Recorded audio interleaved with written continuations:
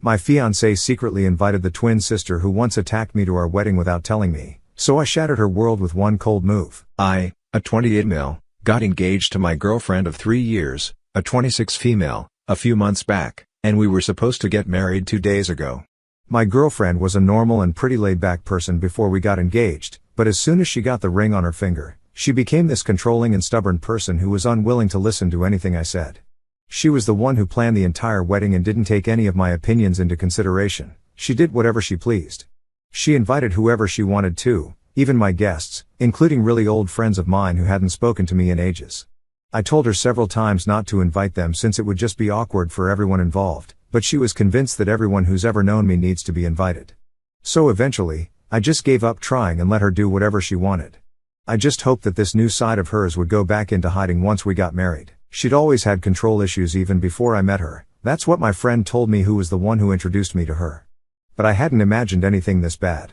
She needed to be the one running the show at all times, and everything she said had to happen, or else she'd lose her mind over it. I dealt with it for the few weeks leading up to the wedding without a word since I did love her, but then she did something absolutely unforgivable. While we were making a list of people to invite a few months ago, my fiancée had asked me about my sister. I was a little shocked because I told her very clearly a few months into our relationship that I'd gone no contact with my sister 10 years ago and hadn't heard from her since, which is the way I want it to be. https://grok.com/. She'd met my family 6 months into the relationship, and when she'd seen the multiple family photos on the walls, of course she'd asked me who the identical girl standing beside me was in all my childhood photos. I'd had to tell her about my estranged sister, my twin sister, a 28 female. My sister and I went no contact years ago over an incident that changed my life for the worst. My sister and I weren't friends growing up, although it would be easy to be misled by the pictures since we looked like two happy kids constantly hugging and smiling. But that was only for the sake of our parents. Behind the scenes, we'd constantly be at odds over every little thing. It wasn't even the cute little sibling rivalries that most people might be thinking about right now. We didn't love each other deep down, we straight up hated each other and tried our very best to one-up the other all the time. This didn't stop until we hit high school, and I ended up scoring better than her on my SATs.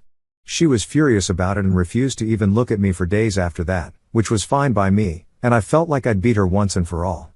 Little did I know that the worst of it was yet to come. A few weeks later, it was time to see what colleges we'd been accepted into. Both my sister and I were straight A students, so we expected to be accepted into all the colleges that we applied to. My first choice was Yale, and hers was Princeton. I hadn't even considered applying to Princeton simply because I thought that if she'd be there, I would not want to end up at the same place. But my friends had convinced me to apply at the very last minute since I couldn't base decisions about my future on something as petty as whether my sister would be going to the same place, and it was about time that we let go of this silly rivalry. So I'd applied anyway. I'd made a huge deal of not applying to Princeton and had even rubbed it in her face at dinners, so when I changed my mind and did end up applying, I stayed quiet about it because it'd be pretty embarrassing to go back on my word after I'd been so dramatic about the whole thing. And to make matters worse, even my sister had said that she hadn't applied to Yale for similar reasons, probably to get back at me, but I don't suppose she'd gone back on her word. Anyway, eventually I ended up getting accepted into both, and while my sister did get accepted into Columbia, she didn't get accepted into Princeton. It was a huge blow for her since she talked about nothing apart from going to Princeton ever since senior year started. And I could tell that it was only going to get worse once she found out that I'd been accepted. And as it turned out, I was right. I planned on keeping my acceptance to Princeton a secret because it wasn't like I was going to go, and my sister didn't need to know. I wasn't scared of offending her, but I just didn't want any extra drama before I left for college. But I guess my parents had found out about it somehow. They probably went through our mail. Anyway, my mom decided to throw us both a surprise party that very afternoon with the names of all the colleges written in frosting on our cakes. I didn't know anything about it. If I had, maybe I would have done something to prevent it. As soon as my sister saw Princeton on my cake, she scoffed and said that I hadn't even applied, but I think she must have guessed from my face what the truth was. She began screaming in my face about how I'd ruined her life and stolen her future from her while I tried to explain that I had no idea that she wouldn't get accepted and didn't mean to do this to her. But of course, given our history of competition and rivalry, that was sort of hard to believe, even though I truly did feel bad about what had happened. After a while, she finally seemed to run out of steam and stormed out of the house in tears. I sat in the living room while my parents told me how sick they were of our constant fighting and that both of us had some serious growing up to do. I couldn't blame them either because they tried their very best to mend things between us, but we just seemed to have come out of the womb hating each other, so they'd given up and had just let us do our thing once we were in high school. I decided to take my parents' advice so that my sister and I could at least be civil to each other. So 15 minutes after she left, I went out to talk to her. Most of our guests had left after my sister's outburst, and it was pretty dark as well outside. I couldn't see my sister out there and tried to call out her name, but before I knew what was happening, I felt something really hard hit the back of my head, and I collapsed to the ground. After that, I only remember being in excruciating pain and screaming out for help before I passed out. The next thing I knew, I was waking up in a hospital room with my wrist in a bandage. Once I'd woken up, my parents informed me that my psycho sister had been waiting outside for me to come out, and when I called out her name, she hit me in the head with a freaking shovel and then, for good measure, she stepped on my left wrist as hard as she could, which is why it was dislocated. I could hardly even believe what they were saying because while I'd had my fair share of differences with my sister, I couldn't even imagine doing something so psychotic and depraved to her, not just to her, for that matter, but to anyone at all. My parents had begged me not to press charges against my own sister, which is why I'd let that go, but after that, I never met my sister again or even asked my parents about her. I don't know what college she went to or where she went after that incident. My parents had sent her away, and I never asked where. I knew that they still kept in touch with her since they'd go away on the weekends. They wouldn't mention who they were going to visit, but I wasn't a fool. I knew they were going to see my sister. I never held it against them since this was their best bet, keeping us apart from one another since we clearly brought out the worst in each other. After I'd recovered and been deemed fit by the doctors, I started college, but since I'd missed a few weeks already, I was way behind, and my grades that semester weren't satisfactory to me. On top of that, I used to get frequent migraines because of the head injuries, and the lump at the back of my head was a constant reminder of what my own sister had done to me in a fit of rage. Needless to say, I was pretty emotionally disturbed that year and had to get therapy to feel like myself again. It's been years since, and I've moved on with my life now. My parents and I never talk about my sister, and neither does anyone else from my family. I'm sure they've all still kept in touch with her but have the good sense to never bring her up when they're around. So when my fiancée asked about her, I told her that we weren't inviting her and assumed that that would be the end of the discussion. I'd never told her exactly what had happened, but I don't think I should have to be very honest. Just the fact that we haven't spoken in over 10 years should be reason enough for her to understand that I absolutely don't want my sister around, not now and not ever again. She should have respected that, but she started hounding me and didn't stop for days until I snapped at her and told her that if she brought my sister up again, then I'd call off the whole wedding. That seemed to shut her up for a while, but then 2 days back, on the day of our wedding, I realized what she'd done behind my back. On the day of our wedding, I was standing up in front of the minister waiting for my fiancée to walk down the aisle.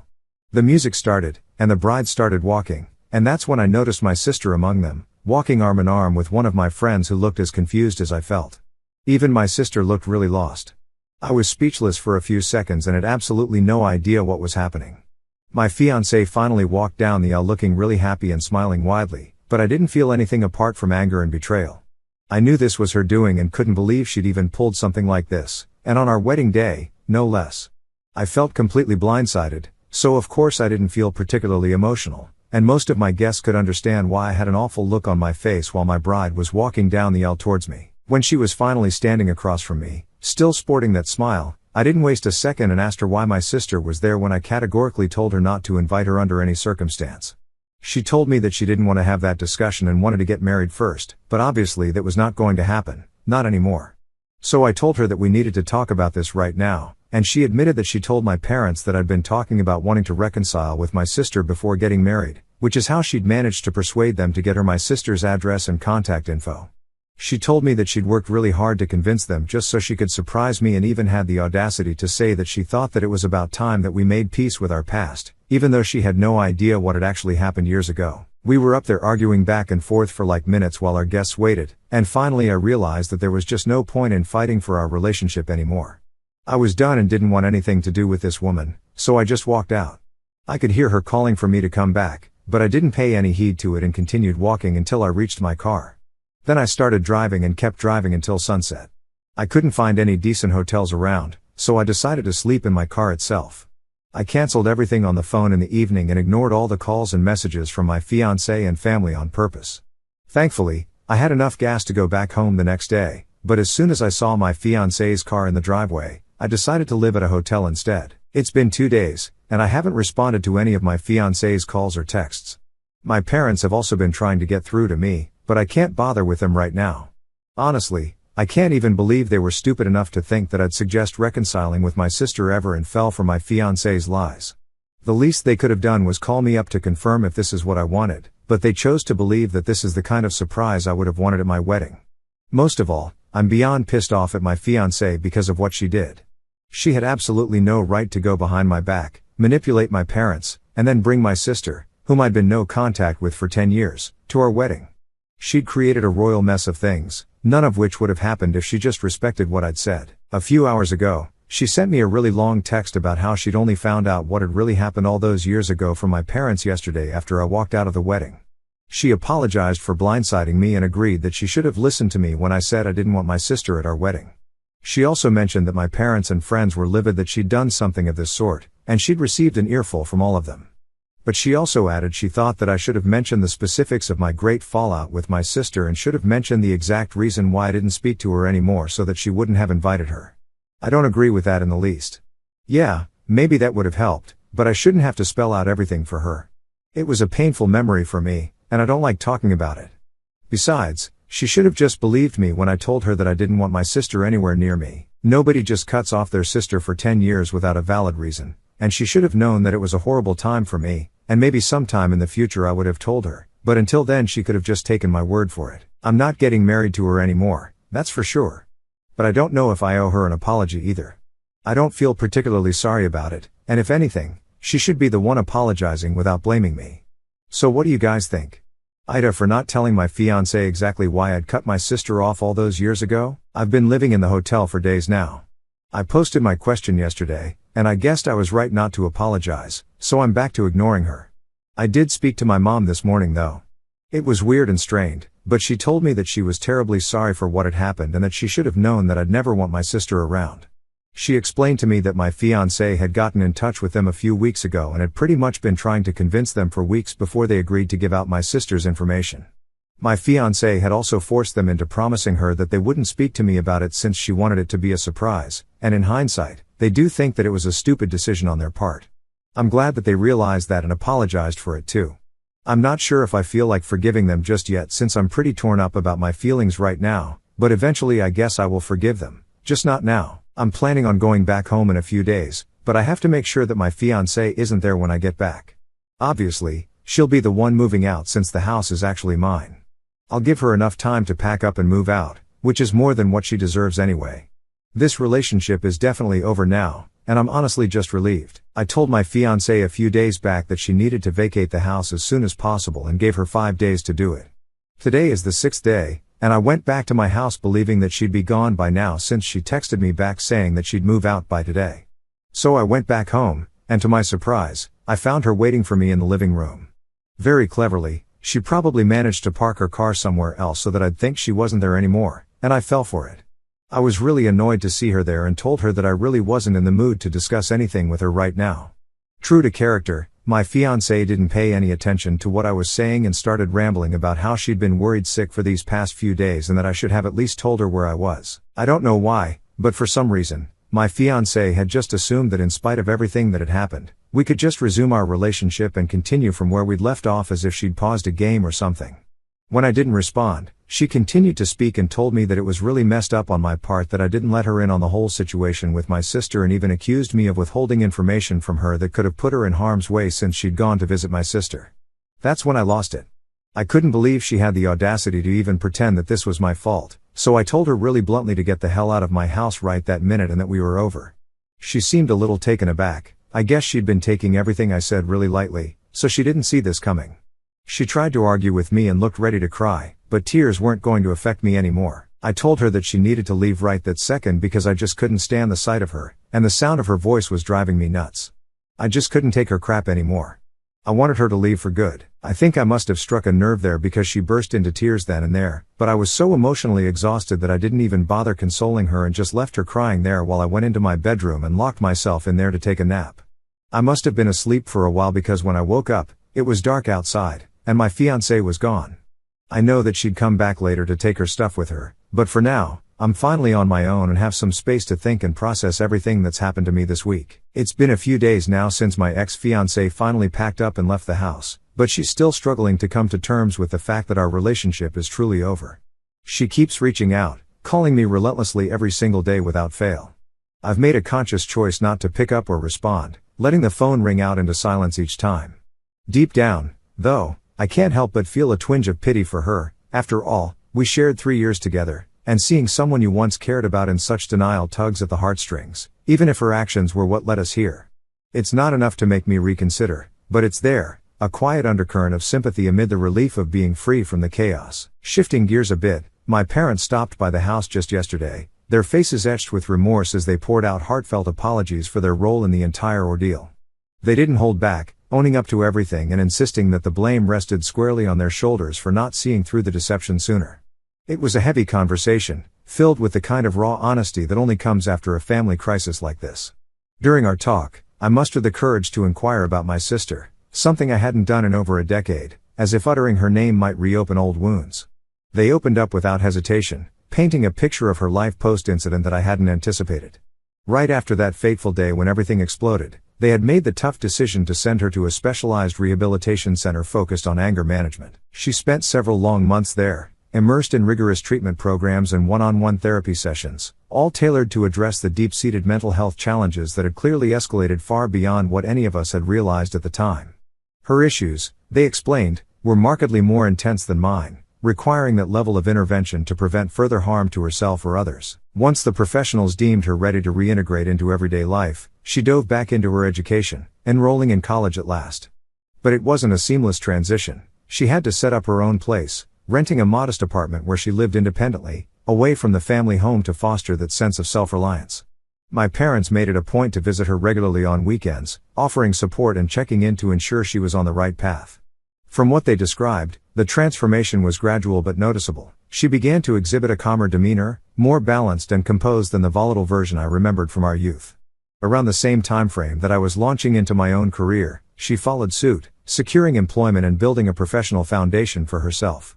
And for the last 7 years or so, she's carved out a stable existence just outside of town, where she's successfully running her own small business. Hearing that was oddly reassuring. It's good to know she's found some footing in life, even if it's worlds apart from mine. I suppose it's a testament to the power of time and professional help in healing old scars. They went on to fill in more details about the wedding day fallout, explaining how my sister had picked up on the tension immediately after I stormed out. She must have intuited that her unexpected presence was the catalyst for the disaster, prompting her to make a quick exit right then and there. Before leaving, she offered sincere apologies to our parents for showing up at all, her voice laced with confusion and regret. It turns out my ex-fiancé had spun quite the tale to lure her there, claiming it was merely a dress rehearsal rather than the real ceremony. But as my sister walked in and took in the scene, the decorations, the guests, the palpable anticipation, it all felt far too authentic, which explained the bewildered expression I caught on her face amid the crowd. That revelation added another layer to the betrayal, highlighting just how manipulative the whole scheme had been. To top it off, my parents presented me with a handwritten letter from her, one she'd composed in the aftermath of the event. I waited until they had departed before unfolding it, my hands trembling slightly as I braced for whatever emotions it might stir. Reading through those pages has left me profoundly shaken. Even now, an hour later, the words linger in my mind like echoes from a distant past. In it, she expressed profound remorse for every hardship she inflicted on me during our childhood and teenage years, the petty rivalries, the escalating conflicts, the ultimate act of violence that severed our bond. She vowed that she had changed, committing to ongoing personal growth to ensure nothing like that ever happened again. Her tone was steeped in genuine sorrow, lamenting how we, as twins who shared so much inherently, could have evolved into the closest of allies rather than estranged adversaries filled with bitterness. She acknowledged her history of aggression, admitting it tempered her expectations for immediate reconciliation and that she harbored no illusions about mending things overnight. Yet, she held out a fragile hope that one day I might find it in my heart to forgive her, allowing us the opportunity to forge an authentic sibling relationship, the kind built on mutual respect and understanding, the type that others might envy or aspire to. Those sentiments hit me harder than I expected. Tears welled up as I absorbed her vulnerability on the page, a side of her I'd never witnessed before. Reflecting on it, I realize there's a part of me that yearns for that possibility too, a chance to bury the hatchet and rediscover family ties without the shadow of resentment. After all, I wasn't blameless in our shared history. My own cruelties as a child, the constant one-upmanship and provocations, contributed to the toxic dynamic we created. But I'm not rushing into anything. I'll take the time I need to process these feelings, weighing the pain of the past against the potential for healing. For the moment, my priority is piecing my life back together, nurturing my emotional well-being after the whirlwind of these recent months that have left me drained and introspective. The wedding debacle, the revelations, the end of a long-term relationship, it's all compounded into a mental exhaustion I can't ignore. In the meantime, I'm simply biding my time until my ex-fiancée returns to collect the rest of her belongings. Once that's done, I can finally sever the last ties, blocking her number, closing that chapter definitively, and stepping forward unencumbered. I've endured more turmoil in this short span than most people face in years, and frankly, I'm utterly spent. No more drama, no more surprises. It's time to embrace solitude and rebuild from the ground up, focusing on self-care and the quiet pursuit of peace.